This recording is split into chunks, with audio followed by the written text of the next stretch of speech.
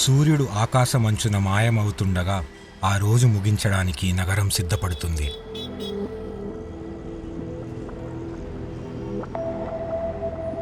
విశాఖపట్నం మహానగరం నుంచి కేవలం కొన్ని దూరంలో ఉన్న తూర్పు కనుమలలో మరో ప్రపంచం మెలుకుబోతుంది.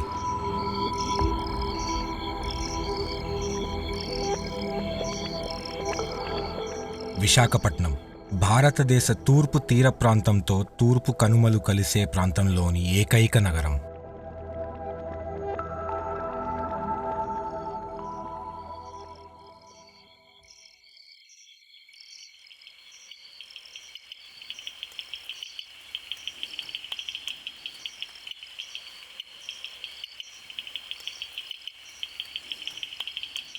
చీకటిలో వినిపించే సంగీతం ఇక్కడి నేల మరియు ఇక్కడి జీవరాశుల కథలు చెబుతూ ఉంటాయి.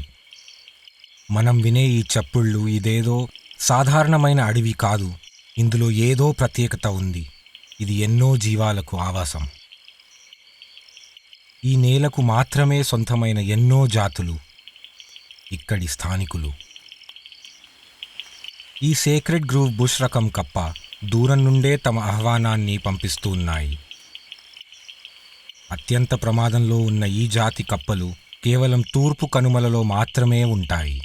కేవలం వర్షాకాలంలోనే ఈ మగ కప్పలు పాడుతూ ఉంటాయి. ఆడకప్పులు వాటికి నచ్చిన మగ కప్పని చేరుకునే క్రమంలో మిగతా అలజడులని పట్టించుకోవు. కానీ వీటి గానం వాటి శత్రువులని కూడా ఆకర్షిస్తుంది.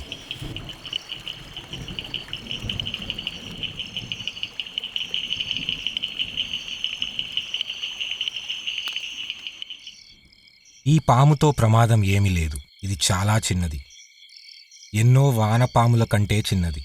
ఈ షీల్ టెయిల్ పాములు తోక కేవలం వాటి గమనానికి కాదు, భూమిలో సొరంగాలు చేసి నివాసం ఏర్పరచుకోవడానికి కూడా ఉపయోగపడే పరికరం.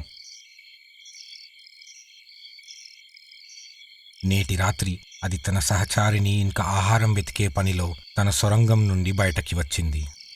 ఈ సమీపంలోనే ఎండిన ఆకులలా కనిపించే బొద్దింక పిల్లలు వాటి శరీరంపై పొర గట్టిపడే వరకు వాటి తల్లి సంరక్షణలో ఉన్నాయి. ఈ చిన్న జీవులు ఎంతో నేర్పుతో వేటాడే జీవులని ఆహ్వానిస్తాయి.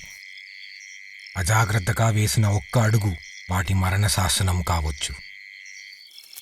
నగరానికి కొన్ని నిమిషాల దూరంలో, సముద్రానికి కాస్త దూరంలో సింహాచలం దిగువ కొండ బాటలో ఒక తొండ, ఈస్టర్న్ ఇండియన్ లెపర్డ్ గెకో అప్పుడే బయటకి వచ్చింది. అదే సమయంలో పక్కనే ఒక ఊసర వెళ్ళి తన ఆహారం కోసం ఓపికగా ఎదురుచూస్తుంది.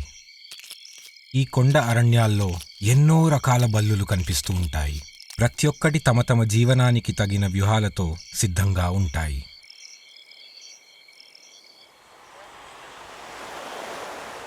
నగరానికి మరోవైపు సముద్ర తీరం ఇంకా పర్యాటకులతో నిండి ఉంది. మారుతున్న ఋతుగమనం కొత్త సందర్శకులని తీరానికి తీసుకొస్తుంది.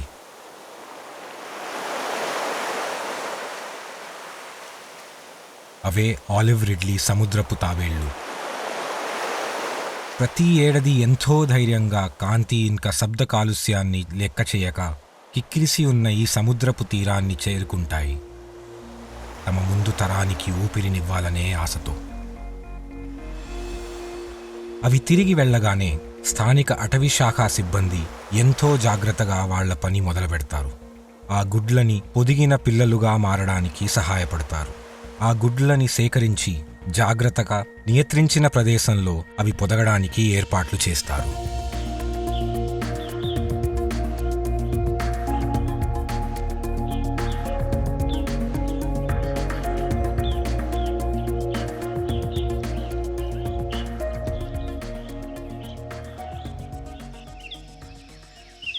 పొద్దు పొడవగానే ఇక వేదికని అలంకరించడం మరొకరి వంతు. సింహాచలపు కొండల లోలోపల ఉన్న సన్నాని గుహలో ఉదయించిన సూర్యుడు ప్రభావం చూపించలేకపోతున్నాడు.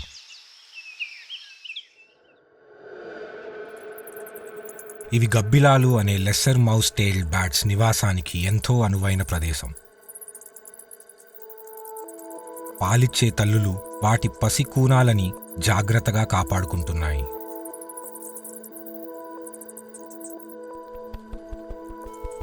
మరికొన్ని వారాల్లో ఈ పిల్లలు ఎగరడం నేర్చుకొని పురుగులని వేటాడడం ప్రారంభిస్తాయి. ఈ గుహలు ఇంకొన్ని కీటకాహారులకి కూడా ఆశ్రయమిస్తుంటాయి. టెర్మైట్ హిల్ గెకో రకం తొండ ఈ తూర్పు కనుమలలో చాలా సాధారణంగానే కనిపించిన గోల్డెన్ గెకో రకం తొండ మాత్రం కొన్ని ప్రాంతాల్లో మాత్రమే తారసపడతాయి.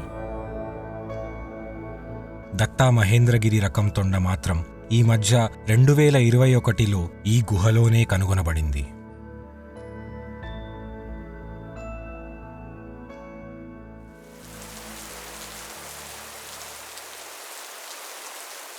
వర్షాకాలం వస్తూ వస్తూ ఒక నమ్మకం వెంట పట్టుకొని వస్తుంది. 2 వైవిధ్యమైన ఆవాసాలు, తూర్పు కనుమలు, తేమటి తీర ప్రాంతం యొక్క కలయికైన ఈ ప్రాంతాన్ని ప్రకృతి ప్రయోసాలగా మలుచుకుంది. ఇది ఎప్పుడు కళకళలాడే విశాఖపట్నం నగరాన్ని జీవ వైవిధ్యానికి నెలవుగా మార్చింది.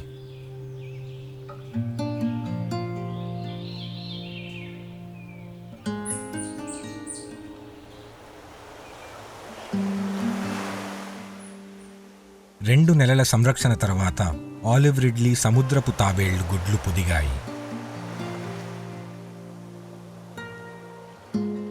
తొందరలోనే ఆ పిల్లలు మహాసముద్రాన్ని చేరుకుంటాయి.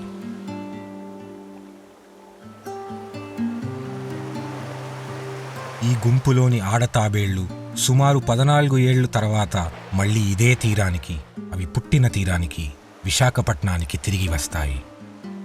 కలిసి బ్రతికే మనుషులకు, వన్యప్రాణులకు సొంతమైన నగరం విశాఖపట్నం.